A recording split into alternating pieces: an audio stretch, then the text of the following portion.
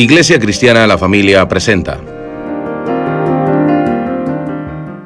un mensaje a la luz de la palabra, con el pastor Bernardo Ríos.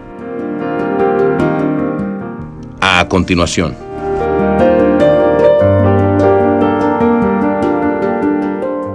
Señor.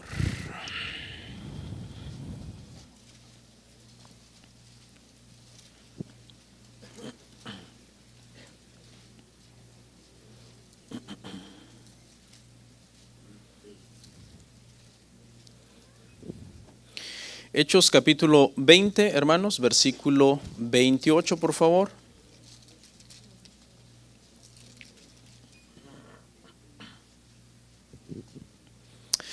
Puestos en pie, si es tan amable, dice las Escrituras de la siguiente manera.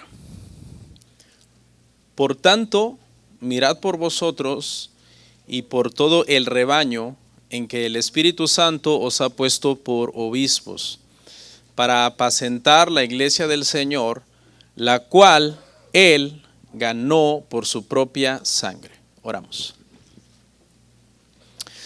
Padre, gracias por este día tan especial para nosotros como iglesia.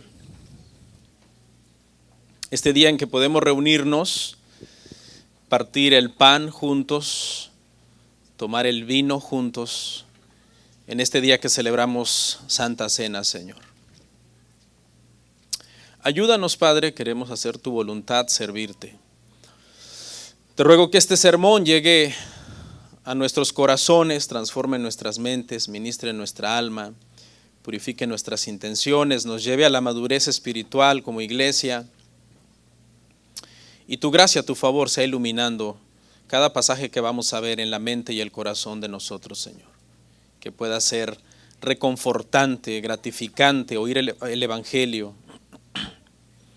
Traer a nosotros, Padre, gozo, paz, esa paz que sobrepasa todo entendimiento y que solo das tú, Señor, a tus hijos, Padre. Te pido esto en el nombre de Cristo Jesús. Amén, amén. Pueden sentarse, hermanos. Hermanos, el día de hoy voy a dar el último tema de una serie de temas libres que he estado dando y se titula Ancianos aptos para la iglesia. Ancianos aptos para la iglesia. La razón por la que dejé este tema, hermanos, hasta el final de estos temas libres es porque quería que la iglesia entienda, hermanos, que todos los temas anteriores que he predicado acá en esta serie de temas libres es porque todos los ancianos estamos de acuerdo en lo que yo estuve predicando. Entonces quería traer este último tema como el cierre de decir, hermanos, no se preocupen que lo que se está enseñando está en un orden en que todos lo hemos vigilado, analizado y cuidado. Una de las quejas, hermanos, más recurrentes de parte de las personas que no son cristianas es que los pastores o ancianos somos lobos vestidos de ovejas. Lamentablemente, el ministerio pastoral, el ministerio de ancianos tiene muy mala fama en el mundo. Se nos acusa de ladrones porque la gente ofrenda en las iglesias. Se nos acusa de mujeriegos porque ha habido incidentes donde pastores en el pasado han caído con mismas hermanas de la iglesia, lamentablemente. De mentirosos, ¿verdad? De engañar a personas que no tienen criterio, engañabobos, nos dicen algunas veces. Hipócritas porque quizás decimos una cosa, hacemos otra, en fin, de lo peor. Lamentablemente, hermanos, en muchos casos esto es verdad y yo creo que el mensaje el día de hoy, hermano, nos está haciendo un llamado para que nosotros, los que somos ancianos de esta iglesia o el que un día Dios lo va a llamar a ser anciano de una iglesia o ser pastor, estemos fuera de esta estadística, que no caigamos en la estadística que dice que así somos, sino que seamos la excepción, que seamos la diferencia, para que así podamos cumplir, hermanos ancianos y pastores, con un llamado que Dios nos ha hecho y que ese llamado pueda dar gloria a Dios en lugar de vergüenza. Nosotros tenemos un grupo de ancianos, hermanos, en esta congregación que fue fundado hace 10 años, en el 2013. Fue fundado. Algunos están ahí en ese grupo, hermano, desde que el grupo inició. Se les llamó desde ese año 2013 y tienen 10 años en el grupo. Y siguen ahí, siguen en el grupo, siguen luchando. No son perfectos, pero siguen luchando, siguen esforzándose para ser de buen testimonio.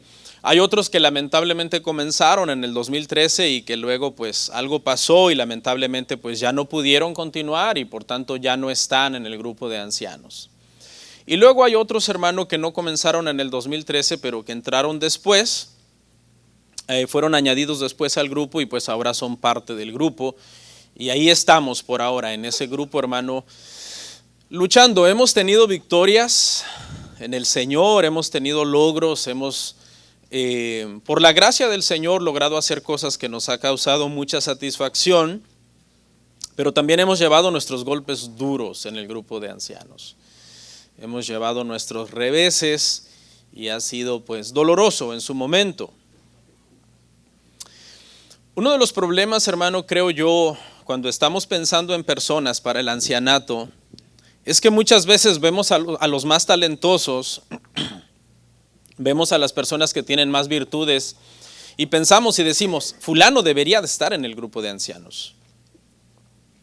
Pero el pasaje que vamos a analizar hoy, hermanos, y que es un pasaje que habla por excelencia de los ancianos de una iglesia, que es Hechos 20, da instrucciones más que nada, hermano, de una actitud piadosa y digna de imitar que debería de estar en nosotros como pastores. Es decir, vamos a ver el día de hoy que mientras que las habilidades son importantes y las virtudes son importantes, a fin de cuentas son más importantes la actitud piadosa y el carácter cristiano. De nada sirve a final de cuentas todas las virtudes que uno tenga si el carácter es un mal carácter, si da uno mal testimonio de Dios, del Evangelio, de nuestra obediencia a los mandamientos de Dios. Entonces, quiero explicar estos 4 puntos, hermano, el día de hoy. Este va a ser nuestro bosquejo.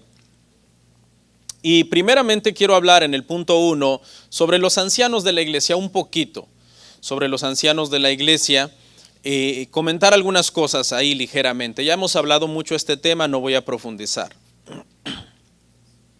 En el punto 2, hermanos, quiero hablar un subtema que le puse a este punto.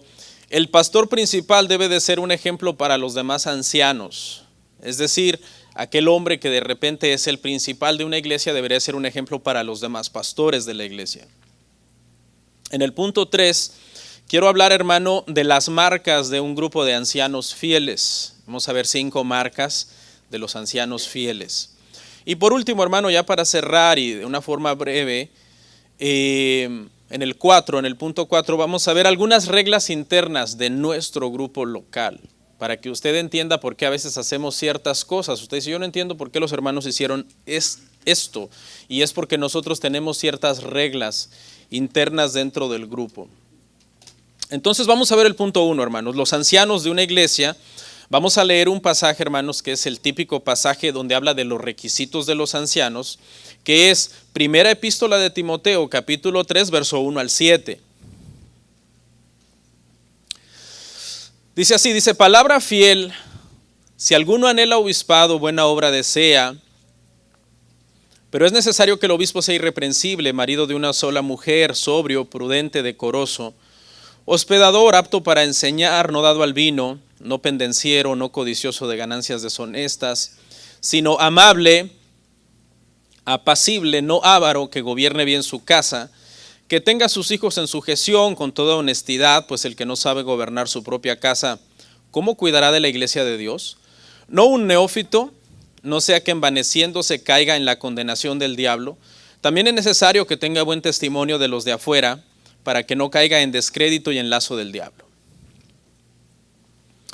Hermanos, de acuerdo a la Confesión Bautista de Fe de 1689 que acabamos de estudiar hace unos días, en el capítulo 26, que es el capítulo que habla de la iglesia, en el párrafo 8, enseña, hermanos, que la iglesia está compuesta por 2 grupos de personas. Está compuesta por los miembros y está compuesta por los oficiales.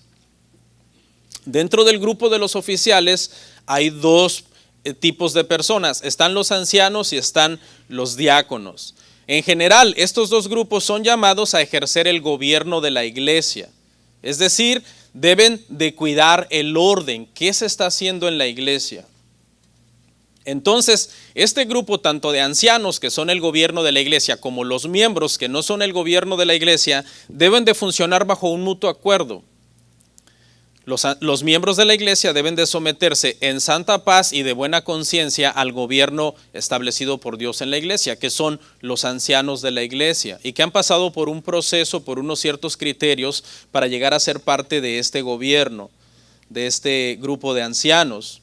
La regla por lo general, hermanos, en el Nuevo Testamento es pluralidad de ancianos, es decir, por lo general se entiende que una iglesia no debe de ser gobernada por un hombre, sino por varios hombres, excepto cuando una iglesia quizás está recién plantada, está recién nacida y no tiene más que el plantador. No está ahí nadie más que el plantador. Entonces el plantador tiene que de alguna manera luchar para comenzar a formar un grupo de ancianos que lo ayuden a gobernar de dentro de los miembros que poco a poco se van añadiendo dentro de la congregación. El oficio de anciano, presbítero, supervisor, obispo o pastor son el mismo. Esta es la primera aclaración que quiero hacer, son el mismo. Lo repito, el anciano, el presbítero, el supervisor, el obispo y el pastor son uno y el mismo. Y quiero en esta parte, hermanos, dar una definición corta de cada uno de estos nombres. Aunque son el mismo oficio, tienen un sentido diferente cuando se define la palabra en sí. Por ejemplo, el título ancianos, la iglesia lo tomó en el siglo I del tipo de gobierno que existía en Israel. Israel era gobernado por ancianos. Cuando la iglesia nació, decidieron establecer este tipo de gobierno dentro de la iglesia. Es decir, designar a un grupo de hombres que tuvieran ciertas características para que fueran aquellos entonces que vigilaban la iglesia y tomaban las decisiones dentro de la iglesia. La palabra presbítero, que también quiere decir anciano, y alguien dirá, ¿y por qué si anciano y presbítero quiere decir lo mismo? ¿Por qué tenemos que verla? Porque tiene un giro un poco diferente, ya que viene de la palabra presbúteros y literalmente significa blanco en cana. Y no es que todos los canosos están aprobados para el ancianato, no, sino que habla entonces de una cierta experiencia y de una cierta sabiduría que estas personas deben, hermanos, de reunir. Y luego viene la palabra episcopo, que es bien interesante porque está compuesta por dos términos, el primer término epi y el segundo término scopus. El primer término, hermano, epi significa intensificar. Actualmente la utilizamos para decir que en tal lugar se sintió más algo. Por ejemplo, el epicentro de un sismo. ¿Qué quiere decir eso? Que fue el lugar donde se sintió más duro, donde inició el sismo. El epicentro de la pandemia, que eran los lugares en donde más fuerte se estaba sintiendo la pandemia. Y el término scopus, que quiere decir mirar algo fijamente. Entonces, cuando tú pones los dos términos, epi, intensificar, y scopus, mirar, significa supervisar o observar algo de una manera intensa, de una manera concentrada. Por ejemplo, la palabra scopus es de donde viene microscopio o telescopio. ¿Cómo se usaba esta palabra, hermanos, antes de que se usara en la iglesia? Un episcopo, hermano, antes de que se usara en la iglesia, porque ya tenía un uso antes, se usaba, hermano, para aquellos encargados de ir a supervisar a un ejército. Cuando un ejército estaba fuera de la ciudad, acampando fuera de la ciudad, se mandaba a un general, a un episcopo que fuera y trajera un reporte de cómo estaba ese grupo de soldados. Si estaban alertas, si estaban bien, disciplinados, etcétera. El reporte era bueno. Si estaban, hermanos, desordenados, si no estaban preparados para la guerra, no estaban alerta, entonces estas personas recibían una reprensión. Y finalmente, hermano, la palabra pastor, que viene de poimen y significa apacentador, alguien que da de comer. ¿Ok? Entonces vemos todas estas palabras y sus diferentes definiciones aplicadas a un solo oficio. ¿Por qué no una sola palabra para definir este oficio? Bueno, porque habla de lo multifacético que es este oficio. Es muy multifacético ser anciano de una iglesia. Implica entonces gobernar como gobernaban los ancianos de Israel, tener sabiduría y experiencia, como se espera de los hombres que tienen canas, presbíteros, y ser quienes están supervisando el rebaño del Señor, episcopos, para ver cómo está la iglesia, y poimen, ser los pastores que alimentan entonces al rebaño con la palabra de Dios, hermano. ¿Ok? Esto es así a grandes rasgos qué se supone que nosotros entendemos por ancianos de una iglesia.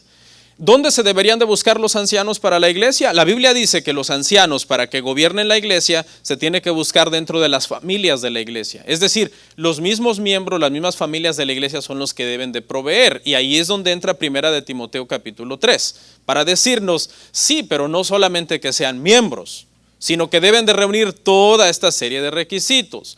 No dados al vino, no pendencieros, no ávaros, que gobiernen bien su casa, que sepan enseñar las escrituras, que no sean unos neófitos, y nos comienza a dar una serie de reglas, ¿ok? Pero en sí, hermano, la hoja de vida más importante para poner a un anciano a gobernar la iglesia es su esposa, sus hijos, su hogar. Ahí es de ahí es donde se desprende si realmente una persona puede ser puesto o no. La persona lo tiene que anhelar, es cierto, porque dice que el que anhela obispado buena obra desea, pero la iglesia lo tiene que aprobar. Si tú lo anhelas, pero nosotros a lo mejor no lo aprobamos por tu testimonio. O tú lo anhelas y nosotros lo aprobamos y entonces reúnes todos los demás requisitos y eso produce entonces que sea una persona apto para ser un anciano de la iglesia. ¿Cómo se ponen a los ancianos de la iglesia? Se buscan de entre los miembros de la iglesia y los que ya son autoridades de la iglesia deben de imponerle las manos de buena conciencia, diciendo hasta donde nosotros sabemos esta persona es apto para ser un anciano de la iglesia. Y note que dije la frase hasta donde nosotros sabemos. ¿Por qué? Porque nosotros no conocemos el corazón. Nosotros no podemos juzgar las intenciones más profundas de una persona. De hecho, Judas estuvo entre los apóstoles, ¿no? El Señor Jesús lo sabía, pero los demás apóstoles no lo sabían. ¿Ok? Eso quiere decir entonces que un anciano puede fallar, porque nosotros cuando ponemos ancianos, no los ponemos infaliblemente, porque no somos Dios. ¿Ok? Cristo cuando puso a Judas, lo puso con un propósito dentro del ministerio. Entonces, hermanos, esto es así a grandes rasgos lo que nosotros podemos ver en este tema de los ancianos, así, por encima. Ahora, aquí es donde realmente vamos a entrar en el tema, hermano, donde ya vamos a comenzar a analizar que el pastor principal, porque como dijimos, debe de haber pluralidad siempre, pero también debe de haber alguien que de alguna manera tome la última palabra en asuntos que no se pueden definir. Y aquí es donde vamos a ver el punto 2, hermanos. El pastor principal debe de ser un ejemplo para los ancianos, es decir, para el grupo de pastores que están con él pastoreando la iglesia, el principal debe de ser un ejemplo. Y para eso quiero que me acompañe, por favor, ahí en Hechos 20, donde comenzamos a leer, pero vaya al verso 17, ¿ok? Y vamos a leer hasta el 27. Hechos 20, 17 al 27. Y leemos juntos, hermanos. Dice: enviando pues desde Mileto a Éfeso, hizo llamar a los ancianos de la iglesia. Cuando vinieron a él, les dijo: vosotros sabéis cómo me he comportado entre vosotros todo el tiempo, desde el primer día que entré en Asia, sirviendo al Señor con toda humildad y con muchas lágrimas y pruebas que me han venido por las acechanzas de los judíos. Y como nada que fuese útil he rehuido de anunciaros y enseñaros públicamente y por las casas, testificando a judíos, a gentiles acerca del arrepentimiento para con Dios y de la fe en nuestro Señor Jesucristo. Ahora, he aquí ligado yo en espíritu, voy a Jerusalén sin saber lo que allá me ha de acontecer, salvo que el Espíritu Santo por todas las ciudades me da testimonio diciendo que me esperan prisiones y tribulaciones. Pero de ninguna cosa hago caso, ni estimo preciosa mi vida para mí mismo, con tal que acabe mi carrera con gozo y el ministerio que recibí del Señor Jesús para dar testimonio del evangelio de la gracia de Dios. Ahora, he aquí, yo sé que ninguno de vosotros entre quienes he pasado predicando el reino de Dios verá más mi rostro. Por tanto, yo os protesto en el día de hoy, que estoy limpio de la sangre de todos, porque no he rehuido anunciaros todo el consejo de Dios. Que en esta parte, hermanos, no vamos a analizar detalladamente, solamente quiero mencionarle 5 cosas en las que el pastor principal debe de ser ejemplo para los demás ancianos que están con él pastoreando la iglesia. 5 cosas. Vamos a mencionarlas una por una y yo voy a leer así brevemente partes del pasaje que leímos sin ir necesariamente en orden. Número 1, ejemplo en conducta. Y eso lo tomé de la parte que dice, ustedes saben cómo me he comportado entre ustedes desde el primer día que entré a Asia. Desde el primer día. Y cuando Pablo dice desde el primer día, se está remontando a hace 3 años. Porque 3 años fue lo que duró el ministerio de Pablo en Éfeso. Este es un resumen breve que Pablo va a dar de 3 años de ministerio como pastor en Éfeso y les dice, ustedes saben, los 3 años que yo he estado acá con ustedes, pastoreando y cuidando esta iglesia que se plantó acá, desde el primer momento, ustedes saben yo cómo me he comportado. Pablo está implicando, me he comportado a la altura, como debe de ser un anciano. Un anciano debe de ser irreprensible. Es un poquito feo hablar de uno mismo y elogiarte a ti mismo, porque hay un proverbio que dice, alábete el labio extraño y no tus mismos labios, pero ¿quién mejor que Pablo tenía autoridad para decir y hablar de sí mismo? Un hombre tan superdotado que sin embargo, al final de cuentas acababa diciendo, mas el que se gloría, gloríese en el Señor. 2 Corintios 10:17. Pero el punto acá, hermanos, es que Pablo, sin ser perfecto, porque ningún pastor principal es perfecto, era irreprensible. Tenía un buen testimonio, había tenido un buen testimonio. Y esa es la razón por la que Pablo en 1 Corintios 11:1 dice, sed imitadores de mí, como yo soy imitador de Cristo. Cristo finalmente era el modelo de Pablo. Por tanto, podías de alguna manera confiar en Pablo, en su criterio, en su sabiduría y en su testimonio, porque tú descansabas en el hecho de que él a quien quería agradar era Cristo. Y esta es la razón por la que el pastor, sin ser perfecto, se le puede extender un voto de confianza. Cuando tú alcanzas a discernir, hasta donde alcanzas a ver, el deseo que tiene de agradar a Dios. El deseo que tiene de explicar las Escrituras, de presentarse como un obrero aprobado que no tiene de qué avergonzarse. ¿Ok? Y eso es lo que está diciendo Pablo. Entonces, número 1, yo como pastor de esta iglesia debo de tener mi familia, mi vida personal, mi matrimonio, la crianza de mis hijos en orden. Hasta donde yo pueda, ya voy a llegar ahí. Para que yo le pueda decir a los demás ancianos que están pastoreando conmigo la iglesia, hermano, corrija a su esposa en esto. Hermano, corrija a sus hijos en esto. Es porque yo les estoy dando el ejemplo a ellos. Porque si no, ¿qué me contestarían los hermanos a mí? Corríjala usted primero, a la suya. Ordene primero a su hijo, a su hija y luego venga a decirme de mis hijos. Entonces, esta es la primera parte, hermano, en donde Pablo se presenta ante los ancianos que manda llamar, porque ya se va a despedir de ellos y les dice, ustedes saben cómo me he comportado. La segunda cosa, hermano, en la que Pablo se presenta como ejemplo de los ancianos y que uno debería de ser también como pastor principal es ejemplo en humildad. Lo tomé de la parte que dice, sirviendo al Señor en humildad con muchas lágrimas y pruebas. Pablo, a pesar de su preparación y a pesar de que está hablando de sí mismo, porque finalmente todo lo que él es, lo es por la gracia de Dios, es un hombre humilde. Pablo, un hombre muy preparado, era un hombre muy humilde, hermanos. Y el pastor principal debe de dar ese ejemplo de humildad a los demás ancianos. Porque uno puede, hermano, caer en orgullo si uno no se cuida, hermano. Porque quizás sabes algún tema o estás aquí en público hablando y eso de alguna forma trae un cierto prestigio. La gente te busca para hacerte preguntas difíciles y tú se las contestas y de repente dicen, wow, ¿cómo sabe? Entonces es peligroso, hermano. El pastor debe de cuidar mucho su corazón de no caer en orgullo. El pastor no debe de ser un hombre soberbio, arrogante, mal encarado, inaccesible, grosero, que humilla a los demás por su conocimiento o por su posición como pastor. No, el pastor debe de ser alguien que reconoce sus fallas, que se pone al nivel de quien sea, inclusive del miembro más nuevo de la iglesia, del que pecó, de quien sea, y puede comprender a esa persona.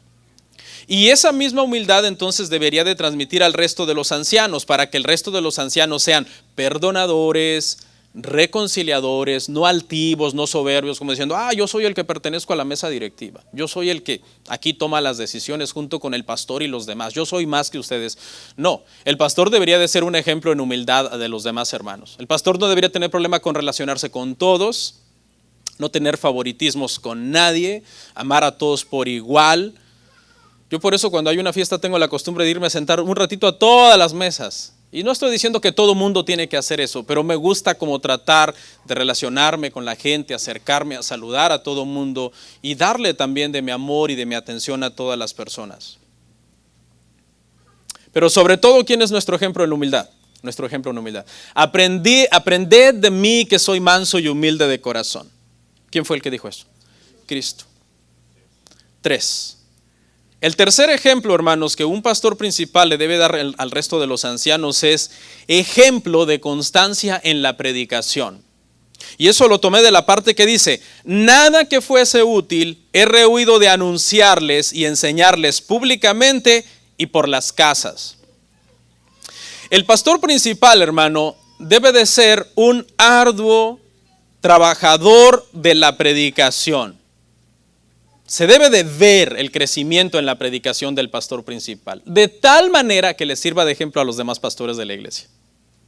¿Se imagina que yo no los inspire a estudiar, que yo no los inspire a leer las escrituras? Porque cuando oyen mi sermón dicen, no, pues sí, para predicar como el pastor. Debería entonces, hermano, uno ser un estudioso de las escrituras que sabe trazar su sermón, que se sabe comunicar, que se ve que estudió, que se ve que se prepara, para que pueda entonces inspirar a los demás ancianos a crecer también en la predicación. Pablo dice que él predicaba públicamente, que él predicaba en las casas, que nada que fuera útil lo dejaba fuera. Tal parece que el sentido del pasaje es como que Pablo pasaba pensando en la predicación. Pablo dice, ¿qué cosa me hace falta enseñar aquí? ¿Qué cosa me hace falta corregir aquí? ¿Qué cosa no hemos hablado aquí? Ese es el sentido del pasaje. Porque Pablo dice, nada que fuese útil yo he rehuido de anunciarlo. Era un predicador, hermano, nato. Prácticamente brotaban de sus poros las escrituras. Y eso debería de ser un ejemplo entonces para nuestros demás pastores. El pastor principal, que es el que está predicando todos los domingos, debería de llegar a un punto en donde decir, yo confío que si un domingo no predico, cualquiera de ellos tiene la capacidad de predicar. Se le ha dado ejemplo, se le ha dado tiempo para que crezca y por tanto debería de poder hacerlo. Debería de contagiar al resto de los ancianos con este deseo de ser un expositor de las escrituras. Yo eso es lo que me propongo hacer. No sé si lo estoy logrando. Con toda confianza me pueden decir, pastor, usted no me inspira, tiene que... Póngase pilas, pastor. Porque la verdad, lo veo predicar y no me dan ganas de predicar. Ya voy a llegar ahí en donde ustedes nos tienen que pedir cuentas a nosotros. 4. El cuarto ejemplo en que el pastor principal debe de ser, hermano, ejemplo de los demás, es en el celo por el evangelio. Ejemplo en celo por el evangelio. Lo tomé de la parte que dice, testificando a judíos y a gentiles acerca del arrepentimiento para con Dios y de la fe en nuestro Señor Jesucristo. El pastor debe de ser alguien, hermano, que es cristocéntrico, que llama a las personas al arrepentimiento, al discipulado, a la santificación, que está constantemente preocupado por la salvación de las personas. Parece que Pablo, hermano, era alguien muy exhaustivo y le gustaba siempre la pureza del evangelio, no le gustaban las mezclas del evangelio. Pablo estaba en contra de las enseñanzas superficiales. A él le gustaba profundizar en estos temas. Dice, yo nada he rehuido a predicarles a ustedes, sobre todo acerca del arrepentimiento para con Dios y de la fe en nuestro Señor Jesucristo. Entonces, una marca, hermano, mire, a mí me gusta mucho esto, cuando yo veo a una persona apasionado con Cristo. Eso a mí me llama mucho la atención de una persona, apasionado con Cristo. Tengamos cuidado porque podemos confundir al que está apasionado con el ministerio o con el don o con el talento y pensar que está apasionado con Cristo. No, el que está apasionado con Cristo, hermano, lo irradia, su carácter, ¿no? Su forma de ser, los frutos que da, la humildad que tiene para pedir perdón, para reconciliar, para buscar la paz, para crecer espiritualmente y dar frutos dignos de un creyente, de un hijo de Dios. Entonces, hermanos, creo que todo pastor debería de ser un apasionado con Cristo. Un apasionado, se le debería de notar. Se debería de sentir que cuando él ora, se siente diferente la oración de los demás. Se debería de sentir que cuando él adora, se siente diferente la adoración de los demás. No estoy diciendo que los demás menos, que se sienta menos, que ellos saben orar menos, que ellos adoran con menos intensidad o con indiferencia, no. Pero el pastor debería de sentar un precedente en cómo se hace. Así se adora, así se ora, así se leen las escrituras, porque mi pasión brota de mi amor por Cristo. Yo no sé usted, hermano, pero yo una de las cosas que le diría es, debe de entender la obra que el Evangelio hizo en usted. Porque vemos a muchos cristianos, hermano, tan débiles, que están flaqueando constantemente en su vida espiritual, que no se definen. No hay pasión ahí, hermano. Ahí no hay pasión por Cristo. La pasión por Cristo no se puede fingir, hermano. Eso brota de dentro de nosotros. Y por último, ejemplo en sufrimiento. Esa es la quinta forma de inspiración que un pastor debe dar al resto de los pastores, ejemplo en sufrimiento. Lo tomé de la parte que dice, me voy a Jerusalén sin saber lo que allá me ha de acontecer, salvo que el Espíritu Santo me da testimonio que me esperan prisiones y tribulaciones. A Pablo no se le dijo, irás a Jerusalén y allá lo mejor está por venir para tu vida.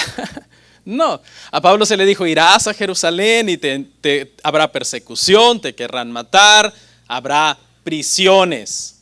¿Y qué dijo Pablo, hermano? ¿No recibo? No.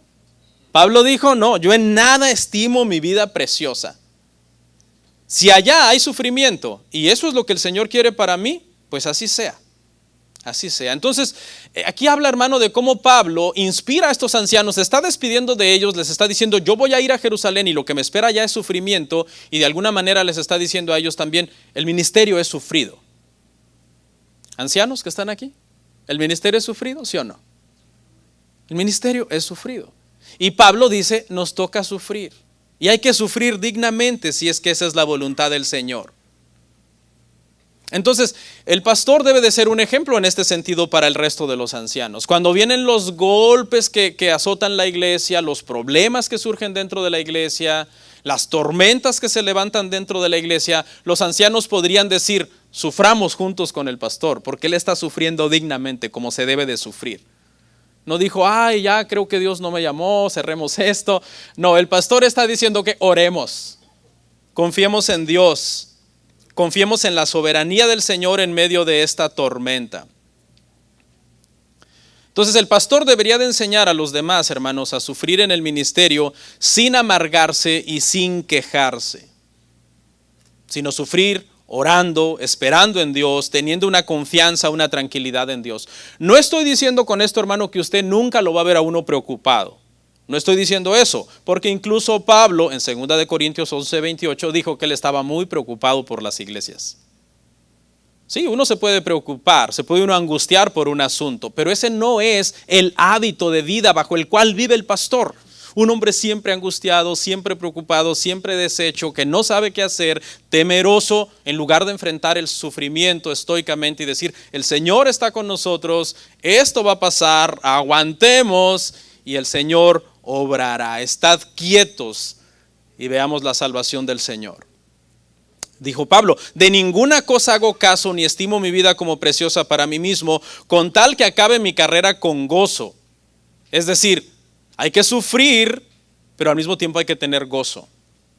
Se puede sufrir y tener gozo al mismo tiempo. Por ejemplo, viene un problema, ¿nos causa sufrimiento? Sí. ¿Nos debería de quitar el gozo? No. Porque nuestro gozo viene de Cristo. Y Cristo está con nosotros. Y estará con nosotros todos los días hasta el fin del mundo. Vea esa ambivalencia ahí en esos dos términos, hermano. Usted puede decir legítimamente en una situación, estoy sufriendo una situación. Y al mismo tiempo decir, y al mismo tiempo tengo contentamiento en Dios. Y estoy gozoso en Cristo. Entonces el pastor debe enseñar a los ancianos a sufrir también. Y ahora sí, 5 marcas entonces de los ancianos saludables. Rapidito, 5 marcas igual, Hechos 20, y aquí es donde vamos a leer nuestro texto base, 28, pero al 35. Y voy a ir cerrando un poco rápido esta parte. Marcas de un grupo de ancianos saludable. Hechos 20, 28 al 35. Por tanto, mirad por vosotros y por todo el rebaño en que el Espíritu Santo os ha puesto por obispos, para apacentar la iglesia del Señor, la cual él ganó por su propia sangre. Porque yo sé que después de mi partida entrarán en medio de vosotros lobos rapaces que no perdonarán al rebaño. Y de vosotros mismos se levantarán hombres que hablen cosas perversas para arrastrar tras sí a los discípulos. Por tanto, velad, acordándoos que por 3 años, de noche y de día, no he cesado de amonestar con lágrimas a cada uno. Y ahora, hermanos, os encomiendo a Dios y a la palabra de su gracia, que tiene poder para sobreedificaros y daros herencia con todos los santificados. Ni plata, ni oro, ni vestido de nadie he codiciado. Antes vosotros sabéis que para mí, en lo que ha sido necesario, a mí y a los que están conmigo, estas manos me han servido. En todo os he enseñado que, trabajando así, se debe ayudar a los necesitados. Y recordar las palabras del Señor Jesús que dijo, más bienaventurado es dar que recibir. Okay. 5 marcas, hermano, vamos a ver aquí. Igual, no vamos a ir frase por frase, solamente vamos a tomar unas. La primera marca, hermano, de un grupo de ancianos saludable es, hermano, que se cuidan ellos primero. Primero se cuidan ellos espiritualmente. Dice, mirad por vosotros mismos. Entonces, unos ancianos fieles de una iglesia, hermano, son aquellos que empiezan por sí mismos. ¿Por qué tienen que empezar por sí mismos? Tienen que cuidarse, que están leyendo la escritura, que están orando, que están criando a sus hijos como manda la Biblia, teniendo sus matrimonios ordenados, porque precisamente si no hacen eso, no tienen autoridad para corregir a nadie. Entonces, como son puestos en un puesto de autoridad, valga la redundancia, y su deber es corregir a los demás, su deber es presentarse como ejemplo, y deben de comenzar por sí mismos. Su testimonio debería de ser digno de imitar. Hasta donde cabe, porque sabemos que no somos perfectos. Pero hasta donde vemos a un anciano luchando por hacer bien las cosas, su testimonio y su vida debería de ser digno de imitar. Los miembros de la iglesia están en todo su derecho de cuestionar a los ancianos, en todo su derecho. Usted puede cuestionar a un anciano porque su esposa no se conduce sabiamente en la iglesia, porque no se porta a la altura de una esposa de anciano. Usted está en todo su derecho de cuestionarme a mí si un día usted ve a mis hijos diciendo malas palabras, por ejemplo. Pastor, sus hijos dicen malas palabras. Venga y dígamelo. O al hijo de cualquier otro anciano. Hermano, oímos a su hijo decir una mala palabra. Los miembros de la iglesia están en todo su derecho, hermano, de venir directamente y corregirnos una mala actitud que vean en nosotros. Porque ustedes como miembros, hermano, lo que están esperando es que nosotros seamos ejemplo. Entonces, por eso es que están en su derecho. Nosotros como ancianos tenemos privilegios, pero con esos privilegios vienen responsabilidades.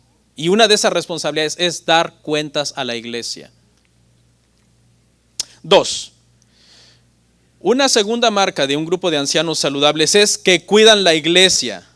Leemos la parte que dice, y por todo el rebaño en que el Espíritu Santo os ha puesto por obispos para apacentar la iglesia del Señor, la cual él ganó con su propia sangre. Después de cuidarte a ti mismo y a tu familia y tu vida espiritual, entonces tienes el derecho de cuidar la vida de los demás. Sin hacer acepción de personas, sin favoritismos, estás cuidando la iglesia del Señor que él ganó por su sangre. Por lo tanto, debes de tener mucho cuidado con cómo tratas a todos los hermanos. Porque los ganó Cristo con su sangre. Una de las características, hermano, de una familia de ancianos saludable, es decir, mi esposa, mis hijos y todo, es que debemos de tener comunión con toda la iglesia. Porque el anciano no fue puesto solamente para cuidar a unos de la iglesia, sino a quienes. ¿Por quiénes de los que están aquí murió Cristo y son hijos de Dios? Todos. Entonces, esa familia no debería ser una familia sectaria, que solamente se junta con mengano o perengano. Porque entonces las demás personas pueden murmurar y decir, esa esposa de ese anciano, yo ni la conozco, yo jamás he hablado con ella, nunca en mi vida, no sé ni qué piensa, ni cómo es su carácter, ni de si es piadosa o no, porque nunca he probado su carácter realmente, si es piadosa o no, ni la conozco, es más.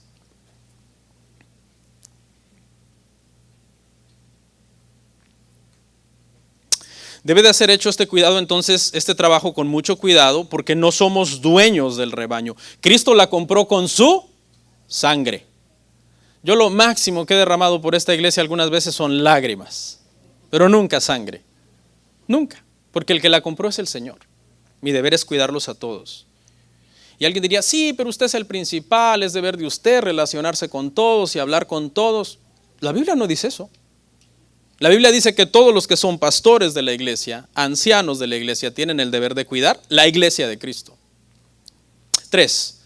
Un grupo de ancianos fieles, hermano, enseña la verdad y corrige el error. Lo tomé de la parte que dice, yo sé que después de mi partida entrarán en medio de vosotros lobos rapaces que no perdonarán al rebaño. Los ancianos fieles, hermano, no les debe de temblar las piernas cuando se trata de señalar a falsos maestros o falsas doctrinas. Si es un hombre temeroso, apocado, miedoso, no es apto para el ministerio si quiere ser fiel a las Escrituras.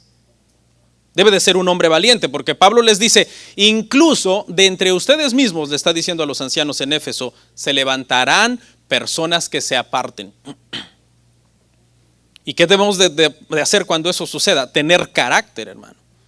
Pararnos firmes. Lo primero que sucede cuando un anciano tropieza es que como que te quiere sacudir, porque tú no estás esperando que él tropiece.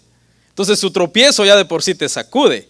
Ahora, si se aparta y comienza a ir en contra de la Escritura, lo que tienes es que afirmarte y reprenderle. Porque o agradamos al hombre o agradamos a Dios. Pablo dijo, si yo agrado al hombre, dejo de ser siervo de Dios. Claro, como vivimos bajo la filosofía de no juzgar, la filosofía moderna de no juzgues, entonces muchos ancianos dicen, no, porque si me empiezo a señalar, no, hay que criticar al pastor, yo mejor me limpio las manos. Si al pastor de por sí ya lo conocen como un juzgón y que le tira a los falsos maestros, que lo haga él. A mí déjenme otros temas así suavecitos. 4. Una marca de un grupo de ancianos saludables debe de cuidar de no desviarse. Y de entre vosotros también se levantarán hombres que hablen cosas perversas para arrastrar tras sí a los discípulos. Debe de cuidarse mucho un anciano. De cuidar su vida espiritual, de cuidar su familia, porque puede desviarse. Los ancianos no son infalibles. La historia dice, algunos eruditos no están de acuerdo, pero la historia dice que Nicolás, uno de los 7 diáconos que se eligieron en Hechos para ser el que estaba a la par de los apóstoles trabajando con ellos, se desvió y creó esa secta de los nicolaitas, dicen algunos. Que era una secta que amaba la fornicación, los excesos, las orgías. Algún historiador de la iglesia los describió como cabras salvajes.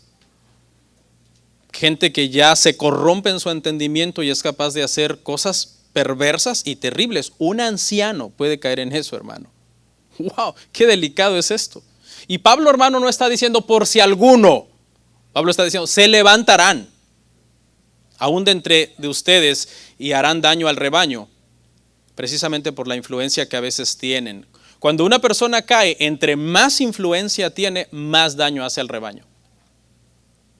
Por ejemplo, aquí hemos tenido caídas de ancianos y nos hemos estremecido como usted no tiene una idea. Pero entre más importante o relevante hubiera sido el que cayó, más daño hace. 5.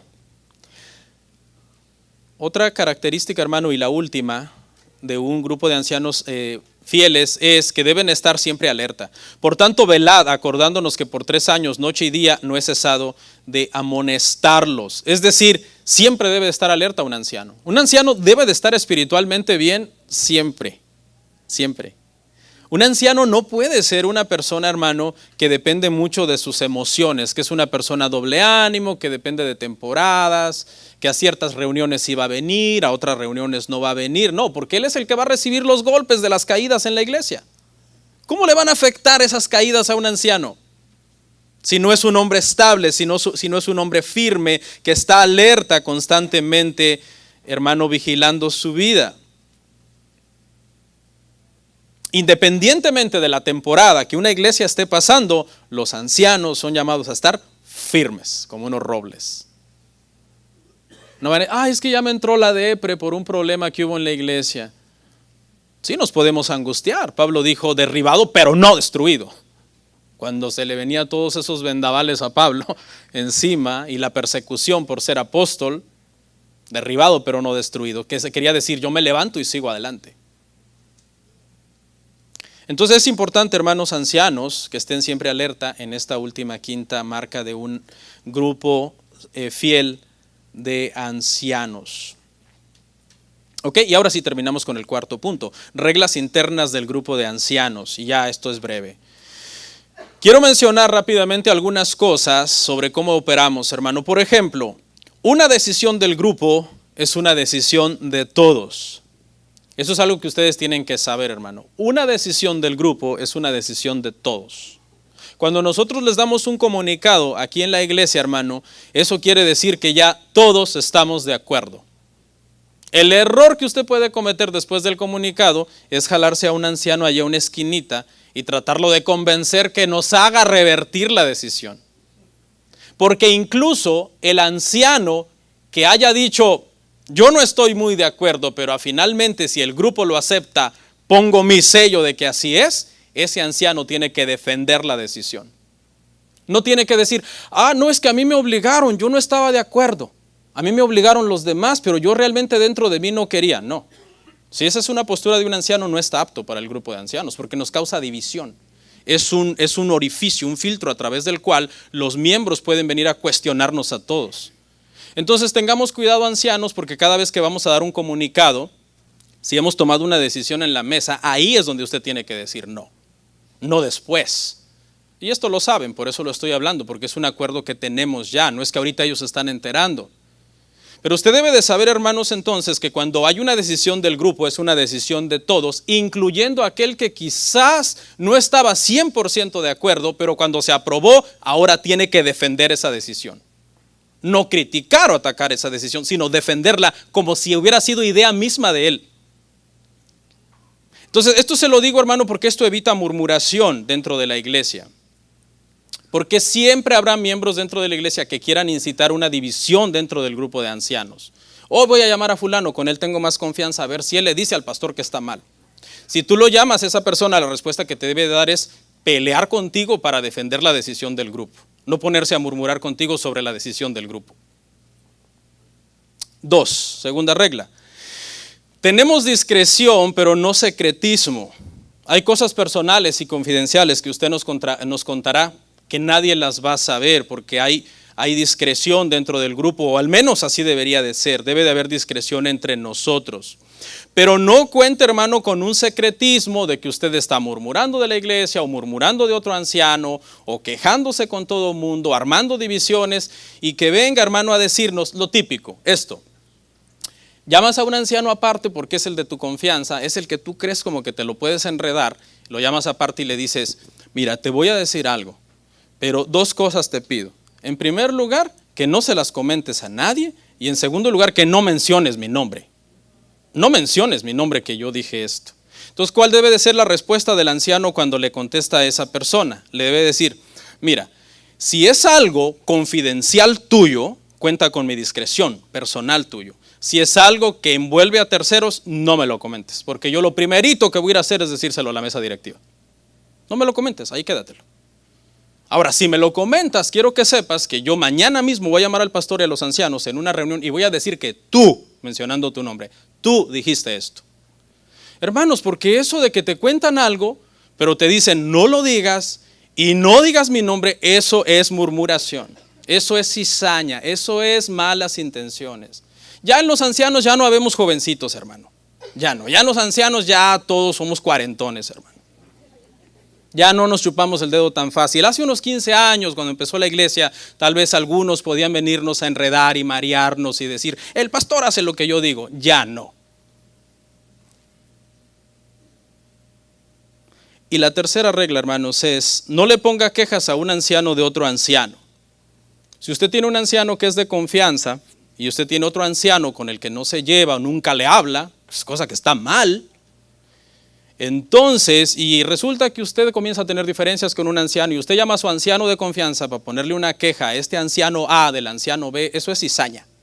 La Biblia dice claramente, tú tienes un pecado o un problema con un hermano, llámalo y estando tú a solas con él, habla con él.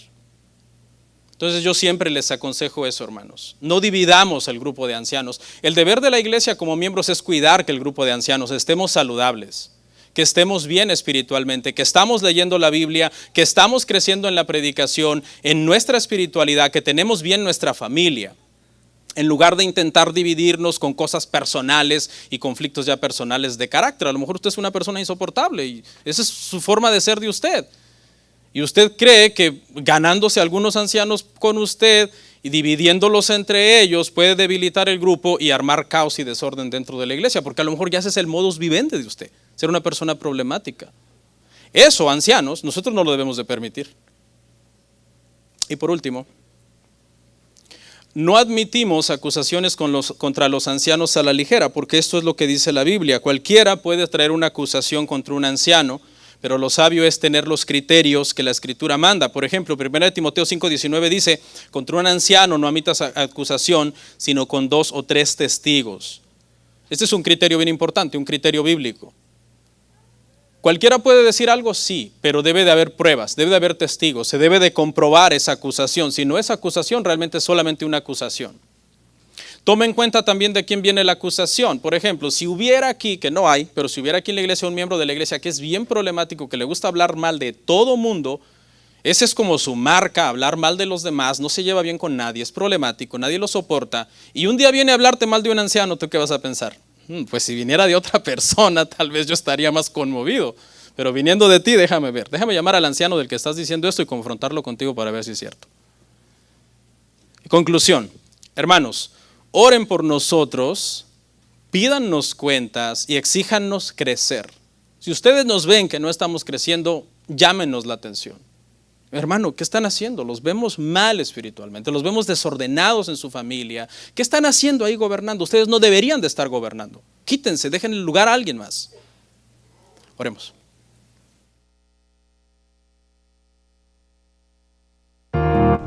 Comparte, suscríbete, dale like. Gracias por tu sintonía. Hasta la próxima. Bendiciones.